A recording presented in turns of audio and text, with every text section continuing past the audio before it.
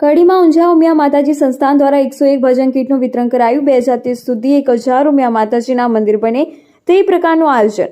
આપણે પણ 22 જાન્યુઆરીએ આપણે પણ દિવાળી જેવો માહોલ ઊભો કરીશું। ડોક્ટર જાગૃતિ પટેલ, કડી ભીમનાથ મહાદેવ સામે આવેલ ચંપાબેન પટેલ ટાઉન હોલ ખાતે ઊંઝા શ્રી ઉમિયા માતાજી સંસ્થાન દ્વારા 101 ભજન મંડળીઓને ભજન કીટનું વિતરણ કાર્યક્રમ યોજાઈ ગયો હતો। આ કાર્યક્રમમાં ઉમિયા માતાજી સંસ્થાના વિવિધ હોદ્દેદારો તેમજ મોટી સંખ્યામાં કડી તાલુકાના ગ્રામ્ય વિસ્તાર તેમજ શહેરી વિસ્તારોની બહેનો ઉપસ્થિત રહી હતી। કડીમાં ગુરુવારે ચંપાબેન રતિલાલ પટેલ ટાઉન હોલ ખાતે શ્રી ઉમિયા માતાજી સંસ્થાન દ્વારા કડી તાલુકાના ગ્રામ્ય વિસ્તાર તેમજ શહેરી વિસ્તારના 101 ભજન મંડળને 101 ભજન મંડળીનું કીટ વિતરણ કરવામાં આવેલ હતું। કડીમાં છેલ્લા ઘણા સમયથી ઊંઝા ઉમિયા માતાજી સંસ્થાન દ્વારા કડી તાલુકાના ગ્રામ્ય વિસ્તારો તેમજ શહેરી વિસ્તારોમાં ભજન મંડળ નિમાવવા આયોજન કરવામાં આવેલ હતું। જે આયોજનના ભાગરૂપે ગુરુવારે શ્રી ઊંઝા ઉમિયા માતાજી સંસ્થાન પ્રેરિત 101 ભજન મંડળને ઉમિયા માતાજીની પ્રતિમા સહિતનું કીટનું વિતરણ કરવામાં આવેલ હતું। આ કાર્યક્રમમાં કડીના ધારાસભ્ય તેમજ વિવિધ હોદ્દેદારો અને મોટી સંખ્યામાં બહેનો ઉપસ્થિત રહ્યા હતા।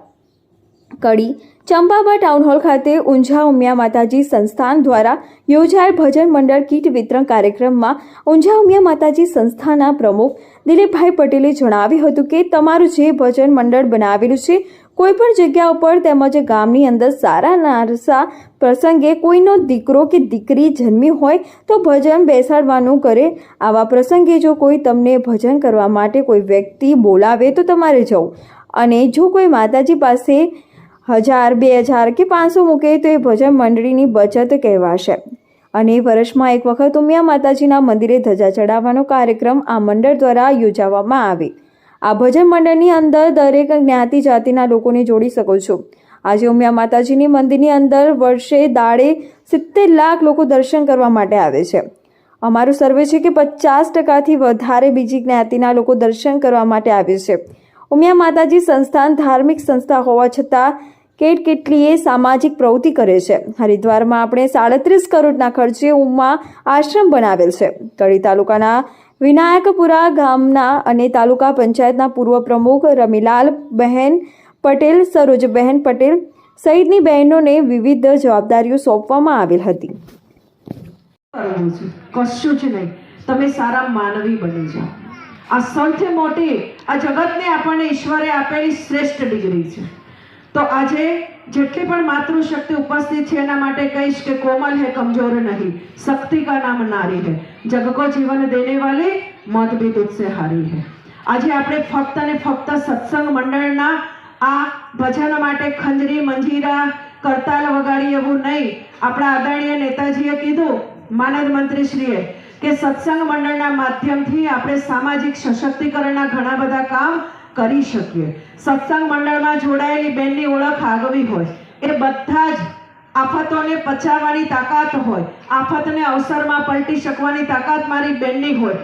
ઘરમાં લગીર મોડું હોય ને તો બહાર કોઈને ખબર ન પડે કે એના ઘરમાં કઈ તકલીફ છે, એવો હસતો ચહેરો મારી સત્સંગ મંડળની બહેનોનો હોય। આ ઉપરાંત શા માટે સત્સંગ મંડળ?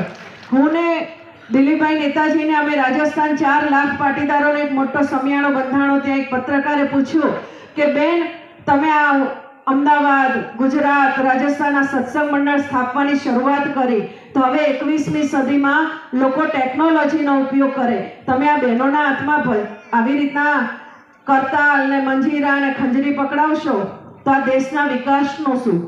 એટલે મેં પત્રકારને જવાબ આપ્યો કે મારી માતૃશક્તિ બહેનો છે ને એ ખાલી ભજન કરવાવાળી બહેનો નથી। મારી બહેનો ભેગી થાય ને એટલે એ આ દેશના ઉત્થાનની પણ વાતો કરે, આ દેશ થકી આ રાષ્ટ્ર સારો બને ને એના દરેક પ્રયત્નો કરે।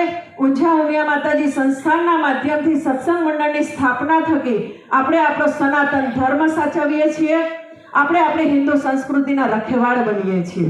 દેશની સરહદે દેશની હિફાજત કરે એ સૈનિકો, દેશની આંતરિક સુરક્ષાની જવાબદારી આપણા ખભે ઉપર છે।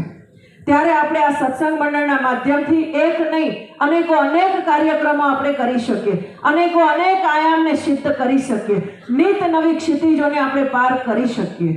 એક સાદો જવાબ આપો,